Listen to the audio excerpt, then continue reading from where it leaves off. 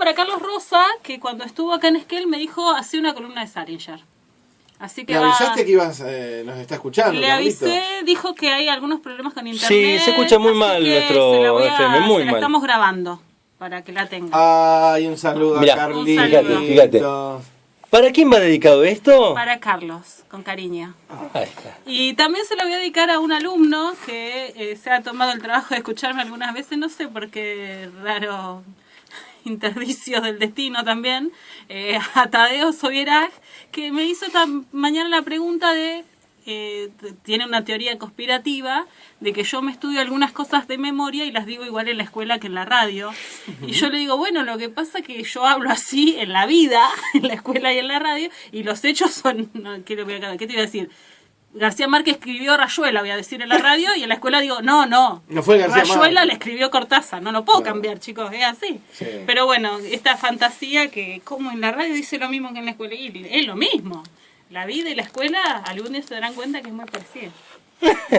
Bueno, voy a hablar de Salinger, que es un escritor maldito.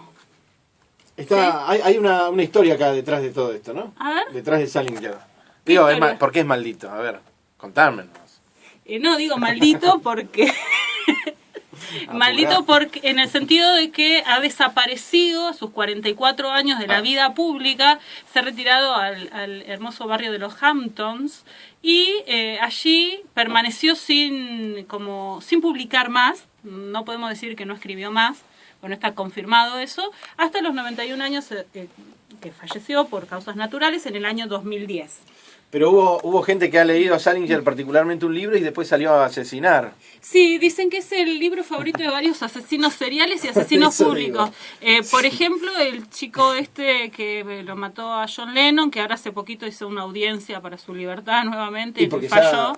ya había cumplido su condena. Claro, pero no, es perpetua la condena. Lo que pasa es que quiere salir en libertad condicional. ¿Le habían dado perpetua? Me parece que no, ¿eh? Le habían dado 20 años y ya como que había pasado. Creo que ya había que averiguar bien, ¿eh? Escuché en realidad que hizo estas audiencias que hacen para pedir perdón y decir si les dan libertad condicional y que fue denegado. Bueno, él asesinó a John Lennon y se sentó en el cordón de una vereda a leer El guardián entre el centeno. El asesino de Kennedy, o el supuesto asesino de Kennedy, Oswald, también era fanático, se declaró fanático del guardián. Y un señor que intentó asesinar a Ronald Reagan por esa época también, se declaró fanático de El Guardián. A ver, El Guardián entre el centeno es la primera novela corta de Salinger. No es un escritor muy prolífico. Bueno, de hecho, al retirarse a los 44 años no ha sido muy prolífico. Y si hay una marca en su vida es la obsesividad y la manía de control sobre las cosas que publicó también. Por ejemplo, hay muchos cuentos que los publicó en revistas y no permitió nunca que se hagan colecciones. De hecho, una vez demandó cuando se enteró de que hubo una colección. Era muy cuidadoso de su vida privada. Un obsesivo en todo sentido. Tiene varios juicios iniciados con cuestiones, por ejemplo... Legales de su obra. Sí, de su obra y de su vida, ¿no? Por ejemplo, en un momento se quiso publicar una biografía sobre él, que recopilaba varias cartas de otros escritores que tenían que les habían mandado, qué sé yo, y él interpone un juicio para que no se publique eso, y la justicia llega a la conclusión de que, si bien la carta...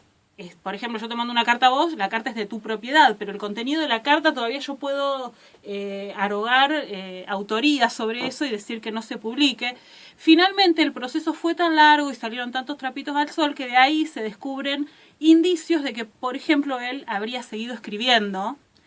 Bueno, de hecho, dicen que trabajaba 12 horas por día y que había una habitación que estaba llena de esquemas y desarrollos de la familia Glass, que es la famosa familia que él empieza a pintar en algunos relatos. Por ejemplo, Un día perfecto para el pez banana, donde se trata de Seymour Glass.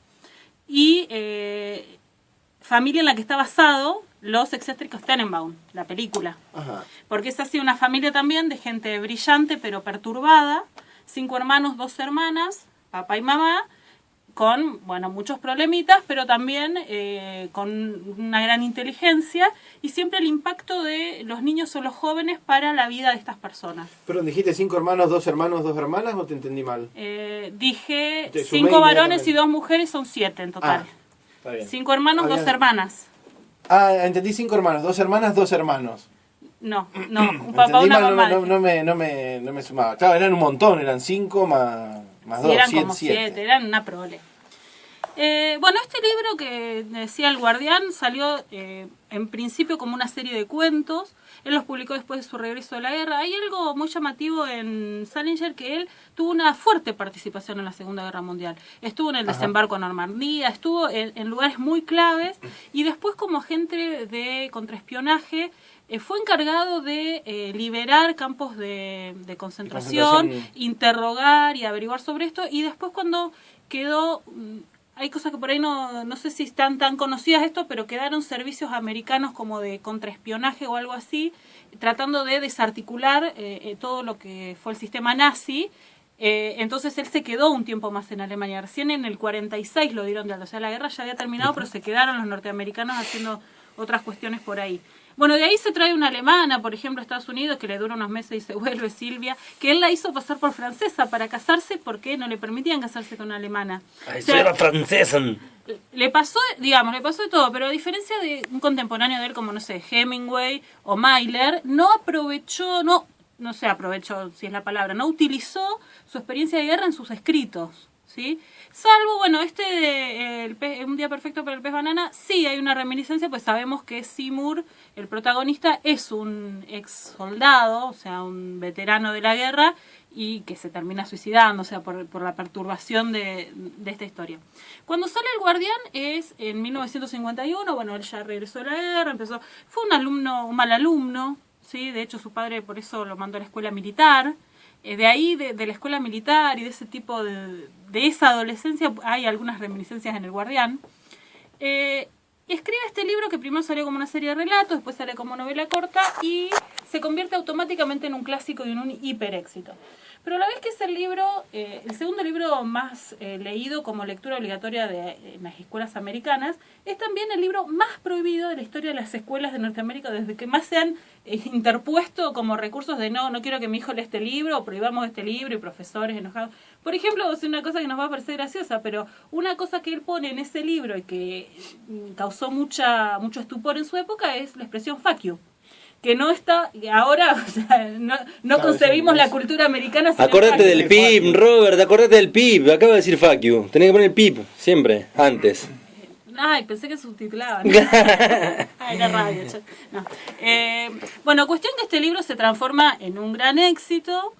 Las primeras traducciones hasta los 60 son El cazador en la oscuridad, al español. Después él, con esta obsesividad que tiene, quiere una traducción literal del título, que es El Guardián entre el Centeno. Pero en realidad El Guardián entre el Centeno, para nosotros, pierde la metáfora del libro, porque catcher, en inglés, es el del béisbol, el que tira la pelota, ¿no? Que está con el bate, bueno, o que la agarra, bueno, que la agarra, el que le tira la pelota con el bate, sí, catcher es el que la agarra. Pitcher and catcher. Cazador, gracias, Roberto. Cero deporte, la un día voy a contar una anécdota. No, ya la anécdota. Paréntesis, digresión. Yo, además de profesor de literatura, soy maestra. Y cuando uno estudia el magisterio, tenés todas las materias, incluida educación física. Educación física, yo, o sea, cero a la izquierda, me estudio de memoria. Y me acuerdo que en esa época era la historia de los Juegos Olímpicos, la historia de los mundiales, los reglamentos de todos los deportes. Entonces entro y me tenía que sacar era onda bolilla, ¿viste? Sacabas 10 preguntas y una era las medidas de no sé qué cancha. Yo me sabía todo de memoria. ¿Sabes? Así, medidas de tal cancha, listo, se la pongo. Cuando corrige el profesor y me llama y me dice, perfecta las medidas, si la cancha fuera como para el otro lado. O sea, mi área era como un rectángulo que llegaba casi al arco contrario, porque le dije todo al revés, porque, o sea, cero imaginármela. Pero, totalmente. ¿viste cuando estudiás y no entendés? Que lo hace para, como me pasó recién con el noticiero, pasar directamente sin racionalizarlo un poquitito nada más. Bueno, puede ser. Bueno, cuestión, cierro, digresión, pierde... Cierro, digresión, anotá. Pierde la metáfora el título en castellano, porque nosotros El Guardián entre el Centeno no nos da la idea del jugador de béisbol que está agarrando la pelota en un campo de trigo, o sea que no ve nada, por eso es en la oscuridad o esta confusión, por eso se decía en la primera traducción en la oscuridad o en... Cuestión que en el libro el título se explica por un poema que lee el protagonista. Es la historia clásica y dicen una de las que mejor retrata la confusión adolescente. No sé lo que quiero. Pero lo quiero ya. No sé si ya, pero lo quiero. Es un adolescente inadaptado. Hola, ¿qué tal? Con confusiones, problemas y que Hola, se ¿qué inicia... Sí. No, bueno, pero él se va como a los 12 años, lo sabe que lo están por expulsar de la preparatoria donde estaba, venía de una familia acomodada, igual que Salinger, que venía de una familia bien puesta, digamos, y se toma un tren a Nueva York. Como quien no quiere la cosa. Y cual juguete rabioso, a mí yo cuando leo El Guardián entre el Centeno, a mí me hace acordar un poco al juguete rabioso. Obviamente nada que ver, hay como muchas distancias, pero ese adolescente que está descubriendo la vida, la sexualidad, que termina metido en cualquier lado, precisamente por el vocabulario de la novela, por la forma de abordar la sexualidad adolescente y otros conflictos, fue como muy resistido, ¿sí? Y después se convirtió en un clásico. Y este eterno rebelde, que es el protagonista del libro, es un símbolo. Y por eso también un símbolo controversial, ¿no? Para algunos. Igualmente, el asesino de Lennon lo que dijo es, en mí está Holden Caulfield, que es el protagonista, en un porcentaje. El resto es el diablo. Como lo único de bueno que tengo es este protagonista. Esto me llevó de la mano. Yo no tuve nada que ver, fueron ellos dos, ¿eh? Entonces, ¿quieren escuchar un poquito del Guardián entre el Centeno y después seguimos hablando? Por favor. Perfecto. Escuchábamos ahí entonces un fragmento del Guardián entre el Centeno y vemos que lo narra el mismo protagonista, ¿no? Este adolescente que pertenece a una familia, supongamos que normal, digamos, si existe el concepto de normalidad. Vemos el trauma ahí que aparece de un hermano muerto, bueno, tiene su hermano mayor como en Nueva York. Que él lo va a ir a buscar a este hermano, bueno, todo un periplo, una clásica novela de aprendizaje. Algunos hablan de una onda continuación no continuación, sino del mismo espíritu para una nueva época de Huckleberry Finn dentro de la literatura estadounidense. Otros hablan de una total originalidad del Guardián y de otro estilo, de otra concepción del mundo. Y bueno, Salinger es bastante pesimista, digámoslo también. Ahora, para los fanáticos, pues se ha convertido en un autor de culto, un escritor de culto. Tiene 4 libros publicados nada más. 4 libros publicados. El Guardián entre el Centeno. ¿Y la levantó en tabla? Sí, obviamente, ¿no? Ahora tiene que ver esto que haya sido justamente, que lo hayan encontrado, por ejemplo, el asesino de Lennon con el libro. ¿Esto influye en la venta de libros? Sí. Es innegable eso. Es innegable, Sí. ¿no? Es así. Ay, sí. Yo que tengo contacto con la... No, pero probablemente. Mira, porque... yo te digo, estuve el año pasado y según la Universidad de Connecticut, ¿qué crees que te diga? No, pero Sí, es más que seguro, sí. Obviamente. Por lo menos en toda una serie de loquitos con aspiraciones a... Hola, ¿qué tal? A magnicida, capaz que sí aumentaron las ventas. Justo en el grupo de los magnicidas... Me imagino la cola, ¿viste? La cola con... Con el morbo de la gente tiene que ver. Bueno, ¿Vos me podés hacer un análisis? ¿De qué? ¿De sangre, de orina? Hago paréntesis. ¿Cómo era el oblicuo? No. Nada. Sí, obvio que tiene que ver, pero igualmente estamos hablando de que eso fue de los 70 para arriba y el libro ya tenía su recorrido. Claro. O sea, No menoscaba la calidad literaria de los anteriores libros. Ajá, ¿no menos qué? Quiero decir, el libro ya era famoso y tenía todo un recorrido y por eso llegó a estas personas y no al revés, que se hizo famoso por estas personas. ¿Se entiende? Bueno, porque si no vamos a decir que es un libro que le hicieron famosos los asesinos y no es así. Qué lindo. No confundamos a la audiencia. Bueno, cuestión. Cara de asesino de aquel. Cuestión que sale este libro, en el 53 otros 9 relatos y después sale una serie de relatos y novelas cortas, todo girando alrededor de la familia Glass, que es esta familia que les hablaba de... Marquitos, Guillermo, Bárbara. Sí, todos un poquito... Tócate un tango. Interesantísimo retrato de psicologías, de oscuridades y de brillanteces también, ¿no? Precisamente dicen que sobre esta familia se ha seguido escribiendo. A diferencia de Rimbaud, que también se retiró muy joven, y muchos de sus fanáticos dicen de Salinger que esto fue como un suicidio en vida, o sea, hay gente que se lo ha tomado como muy a pecho esto. Él decide retirarse de la vida pública precisamente porque hay una contradicción, una incomodidad, y él dice, ¿cuánto lleva en la vida trabajar de autor, esto de ir a las fiestas, a las presentaciones, hacer notas en los diarios, que me pregunten esto, que hurguen sobre mi vida privada, esto cruzado a cierta cuestión que vemos claramente que tenía con el control y cierta cosa maníaca de control sobre su vida, sobre lo que se decía de él, sobre lo que cómo se publicaban sus obras, cómo se traducían, bueno, sobre eso tenía como un control absoluto.